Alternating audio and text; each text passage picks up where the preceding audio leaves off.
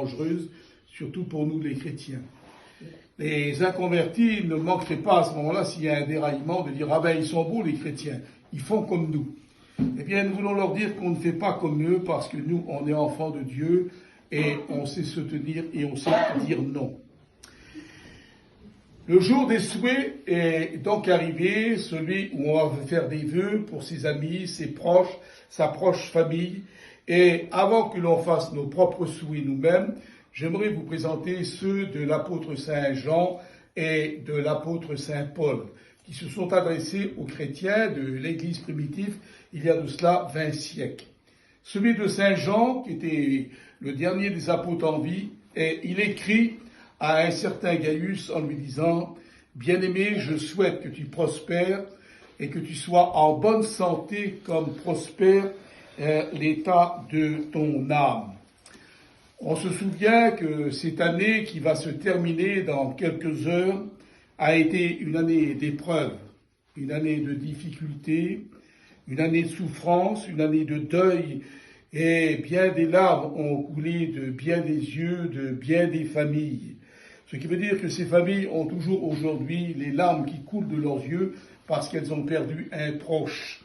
Alors nous voulons les encourager en disant « Oui, Saint Jean, nous sommes d'accord que Dieu nous accorde force et santé afin de pouvoir mieux te servir durant cette année 2021 qui va maintenant prendre naissance. » Le vœu de Saint Paul, il s'adresse aux chrétiens de Rome en leur disant « Frères, le vœu de mon cœur et ma prière à Dieu, c'est qu'il soit sauvé. » Saint Paul était en train de faire allusion à son peuple qui encore n'était pas sauvé et il s'inquiétait pour le salut de ses frères. C'est ce qui va nous motiver à nous, serviteurs de Dieu, comme à vous, chrétiens, dans cette nouvelle année, de s'inquiéter pour notre peuple qui ne sont pas encore tous sauvés. Faire le maximum pour leur faire connaître les bontés de Dieu. Alors, j'aimerais dire à tous nos frères serviteurs de Dieu, restons unis, car en étant unis, c'est le secret de la réussite spirituelle. La pandémie ne doit pas nous abattre. Il ne faut pas que ce virus devienne, chers serviteurs de Dieu, le tombeau de notre ministère. On a subi de terribles épreuves, oui, mais on va se relever et on va continuer la lutte parce que Jésus est avec nous et il ne nous abandonne pas. Aux Jeux Olympiques de 1992, un athlète qui était donné favori pour le 400 mètres, Derek Redmond, s'est mis à courir. Et à quelques mètres de la victoire, il s'est effondré par terre. Il venait de se claquer un tendon de sa jambe. Alors, criant de douleur et se tournant par terre, la foule ne savait plus que penser. Et tout à coup, l'athlète s'est relevé et en boitant, a essayé de reprendre la course. Et son père, depuis le haut des gradins, est descendu et a pris son fils sous le bras et tous deux ont été jusqu'à la finale. Et bien, voyez-vous que cette image de cet athlète qui avait perdu la course, mais qu'il a eu le courage de se relever, aidé de son père, que ce soit notre exemple. On a eu des épreuves, on a eu des décès, on a eu des malades, on en a encore.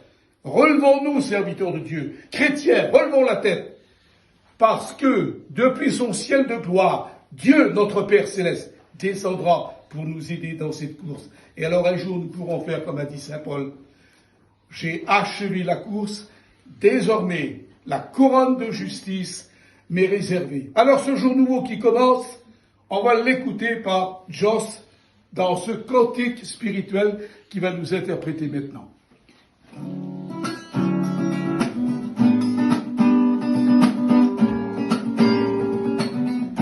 En ce jour de l'année, nous voulons chanter la gloire de l'Éternel, l'Éternel. Un jour avec les airs, Dieu nous a donné l'enfant Emmanuel, Emmanuel.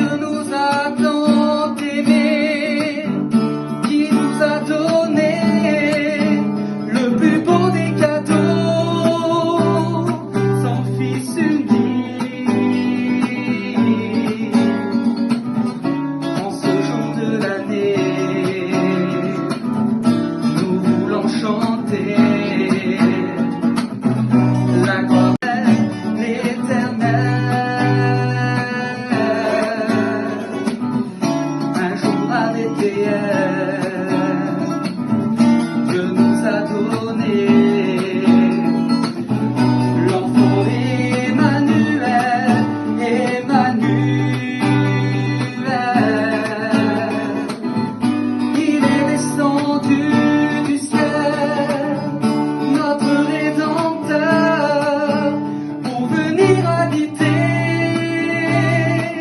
notre cœur, car Dieu nous a tant aimés, qu'il nous a donné le plus beau des cadeaux, son Fils unique, Jésus.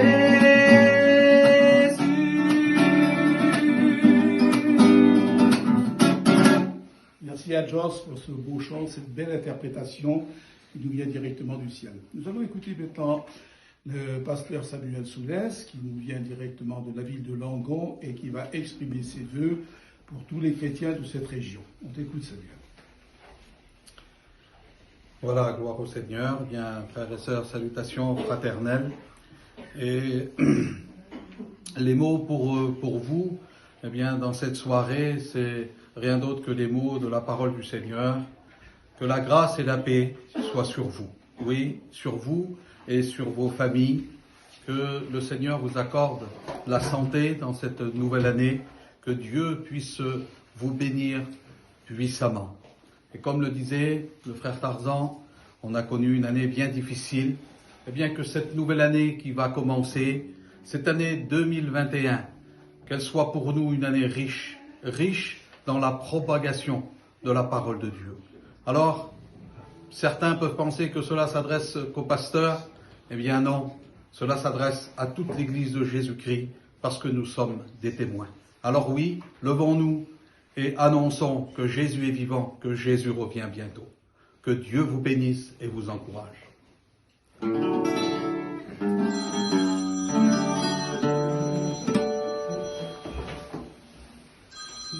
Un nouveau jour se lève,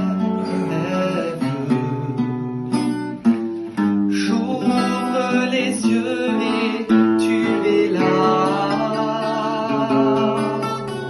Un nouveau jour se lève et tu es à côté de moi. J'ai encore du mal à le croire. Ma vie a tellement changé. Et ça ne sont pas des histoires, mais la réalité et le vent l'a chassé. Ton soleil a brillé, me réchauffe dans le cœur. Un nouveau jour se lève,